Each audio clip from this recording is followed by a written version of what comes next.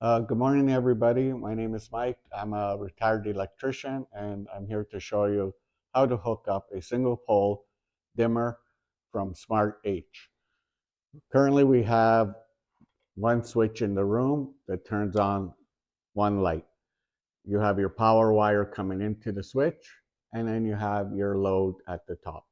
All you need to do is remove these two wires from your single pole switch, connect this black wire to your line. Okay, connect your white wire to the neutral, connect the black wire to the load.